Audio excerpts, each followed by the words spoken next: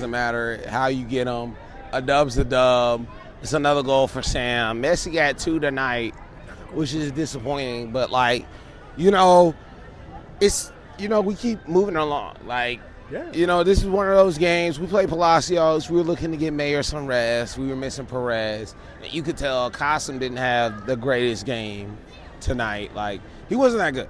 He wasn't that good. I think if there was one person out there that I would criticize, it would be Qasim. Yeah, he wasn't that great. I think that Brookman maybe could have had maybe a better night, but I think that Qasim maybe needed to have fewer minutes. Yeah, Qasim needed fewer minutes, but we didn't have any subs, so low on the bench, we still win 1-0. It's looking real simple for us right now. It's looking real simple. We might march towards that game against Miami at the end of the year. Man, I'm telling you, Decision Day Miami it's looking like a red letter day. Might be the like game. A red letter day. That might be the game. Everybody, we need 30,000 all in yellow.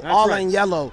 Don't let the Messi fans buy tickets. Don't let the Messi fans buy tickets. I don't need to see any pink in here. I don't want to see no pink jerseys, no Messi jerseys, no yellow jerseys with Messi on the back. Embarrassing. That's ridiculous. Don't do that. So, let's talk about what's in the near term. Let's talk about what's in the near term. Let's talk about, like, what do you mean in the near term? Yeah. Like us just smacking the shit out of everybody and then, like, catching the community shield. That's what that is. And then, like, Open Cup maybe before. We're looking at double treble. Woo! Man, all right. Sky's the limit. Sky is the limit.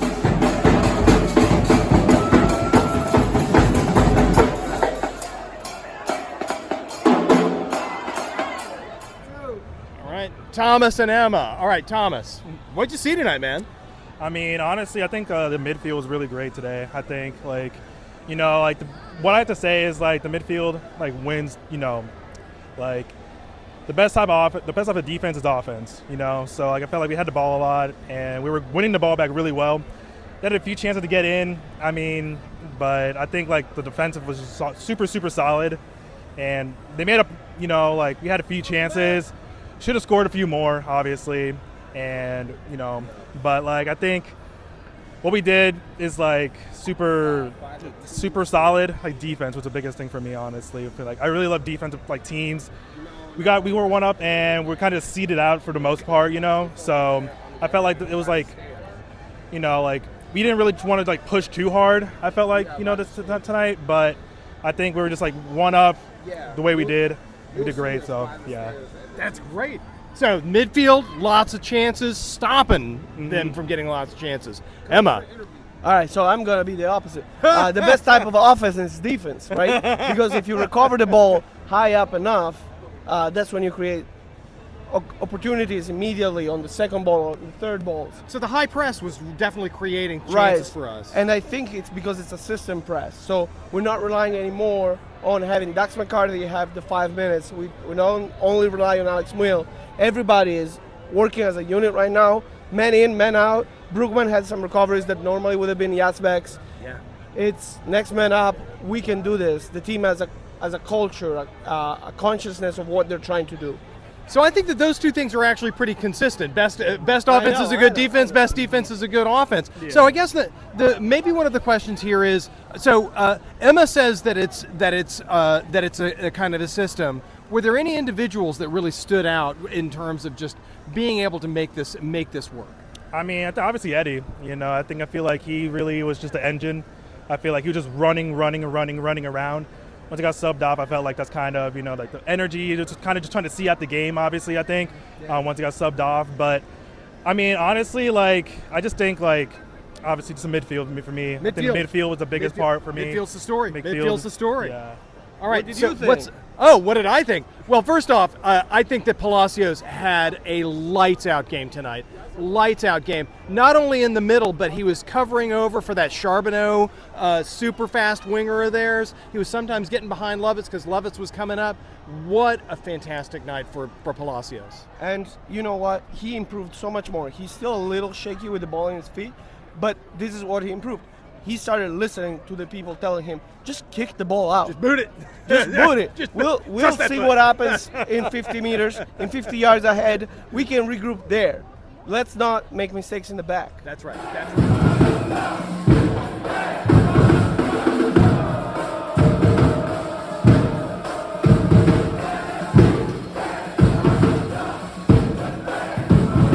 Camden and Kevin. What do we see tonight? Great ball movement. Like last night, we were really high intensity. At first, we were not on our game. We didn't realize how fast and hard they would come out at first, but on the second half, we kind of stepped it up a bit, and yeah, we did pretty good. Stepped it up in the second half. Kevin, what'd you see? So I think we went back to that compressed midfield again. I think that was good. Caused a lot of pressure, a lot of problems. Although the finishing third was not there, especially in our finishing. Yeah. The last third was a little bit problematic. We also gave them way too many opportunities. A lot of chances, especially late in the game. It's kind Late in of the a couple game. nervy minutes there. Absolutely. Late in the game, we gave them every opportunity to get back in it. Wasn't impressed with some of the outlets, but you can't underestimate Andy Nahar and being able to put it on a dime. So, you know. Nahar's passing always just takes your breath away sometimes. Yeah, he just didn't have quite the opportunity today, but the ones that he did have, he made use of it. So in terms of the finishing, so what were some of the challenges that we saw there, Kevin? I think it was just picking your head up. Yeah. Just picking your head up and picking a piece of the goal and attacking it. It seemed like we didn't attack hard enough in that finishing third. The 1v1 keeper with Mukhtar. Oh my God. All he had to do was pick a spot and just not play it low to the middle of the keeper. So many times you thought that would have gone in. Johnson, he's too good to be doing that. He's not going to make that mistake. That's so. right. That's right. So, Camden, what do you think? What sorts of changes, or do you think that if it was a problem with given our slow start? What do you mean by that? Well, how do you think we could change it? Was it just a low point? Was it just that we started late, or you think that it was a personnel issue? Was it a geometry problem? What did you see out there? I think like the fact that we didn't start, or that we started Brugman and Kassem over Yazbek and I can't remember. Maybe Perez. Yeah, over there? and Perez. Yeah. That we need to not underestimate a number 10 Toronto, and come out the same intensity that you would see Philly, and then like Montreal at bottom. Wow. Okay, guys, that's some insight. Let's go, you boys in gold. Let's go. Where'd you get this jersey, bud? I got it in at the bottom of the bleachers. And after Palacios' fantastic game, you have this jersey. Yes, sir. Matthias, this jersey right here is a holy thing. What a night from Yessian Palacios tonight. Did you tell him he had a good game? Yes, sir. I'm sure that he agreed. What a good game from him. Give me the bump, buddy. Bump. Hey, what's your name? Anna. Nice to meet you. And can you give me the bump? Fist bump. The fist bump. Thanks, buddy. All right, can we say come on, you boys in gold? Come on, you boys in gold! Thanks, guys. That was a bit scrappy, wasn't it? It's scrummy, even. It was a very low quality match, wasn't it? There was lots of stray passes. Yeah. It was kind of all very bitty. Just about squeezed the win. That's fine, you know. Yeah. But you know, it was. We're gonna play. We're gonna play better than that and lose, I think, in the future. It's possible to play Yeah. better because there are not too many teams that are much That's worse right. than them. They were pretty terrible. They're not a good team, and then they were missing their two best players. We had a load of possession, and but we didn't seem to do much with it. And it was just scrappy, and I guess that's what Toronto are going to have to do, right? They're going to have to come in and just disrupt how other teams play, and with very little imagination. And we didn't have a great deal of imagination, but we are marginally better and deserve the win.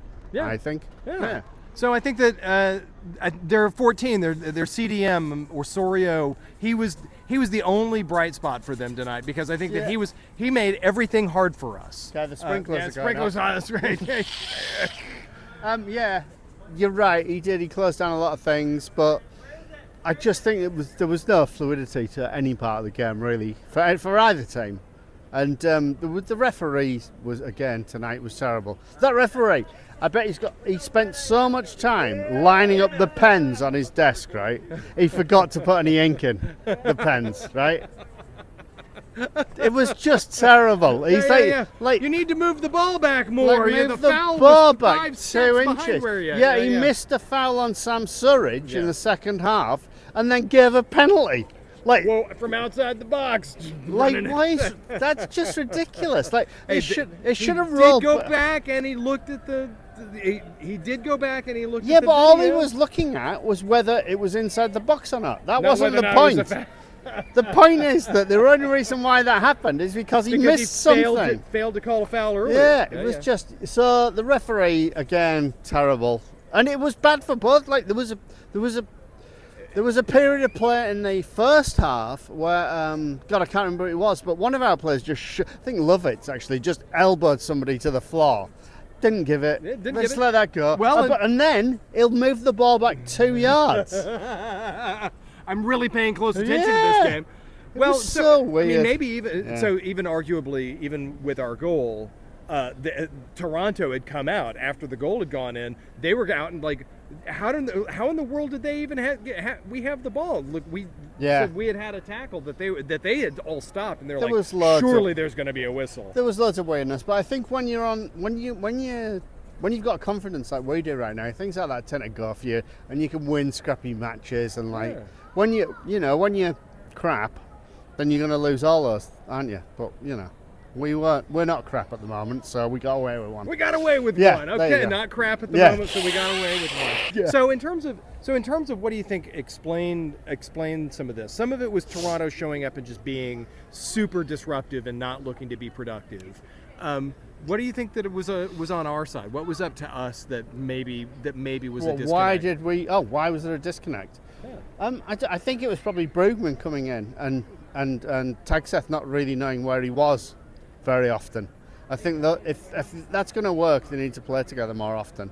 I think that Yazbek and Tagseth play much better together. Plus, I thought they closed down Andy Nahar pretty well, to be honest. Like, I think they had 2 players on Nahar in the first half, and they were shutting him down. And they actually had 2 players on Tagseth for some of the time as well, I noticed. So I think that's great. Like, I hope no other team in the league has seen that. Well, yeah. So I mean, but there's one sense in which, like, look, if the setup is going to be, we need to double team their right back. Well, yes. that should open up so space. many other spaces. That's for right. us. It Yeah. should.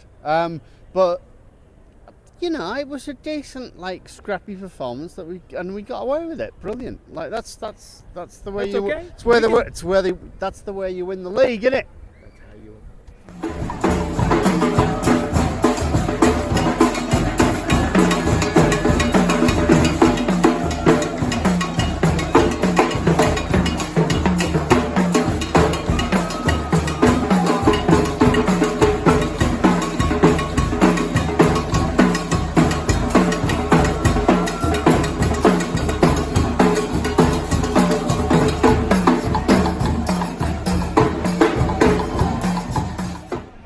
The non-MVP of the match, I have to give it to the ref because he just lost control of everything and just making bad calls or no calls at all. Like, I don't understand. Yeah, I feel like the rough edge refereeing seems to be a sort of an MLS story. I mean, there's guys just being drugged down and there's no calls made. Yeah. Well, so luckily one of the calls got pulled back. Yeah, that's true. So video corrected an error. Yeah, there. at least he went to take a look at VAR. Yeah, at least he had the judgment to go look at the VAR. Someone in his earpiece probably told him to do it. You need to look at the VAR.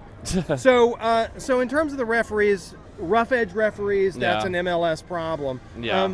But tonight, the fact that the referees still was part of the story there. Could have gone very badly for us. I mean, between the pen and things going badly, between the pens and things going, things kind of going rough there. Things could have gone badly. Yeah, and along the way, we're gonna have these scrappy games, and we have to just pull it out. I mean, this is Toronto. Like, this is a game we should win, but sometimes you play those bad teams. They go all out. And they show up on a night like this. Yeah. And they show up. I mean, this is Toronto without the Italians. Yeah. And that's a team that like they've lost pretty much everything about their identity. Yeah. Right? It's like what was it? It was a Bernardeschi Insigne team. Yeah. And I mean, they still had that Charbonneau, that right winger there. Maybe is the only person of real talent on that team. Yeah. And he kind of was silent. Yeah, I mean, they're probably going to have to go through a rebuilding stage right pretty soon. Yeah, they're going to have to buy somebody. Yeah. They're going to have to buy somebody. And if they have anyone, we tend to buy some of their players.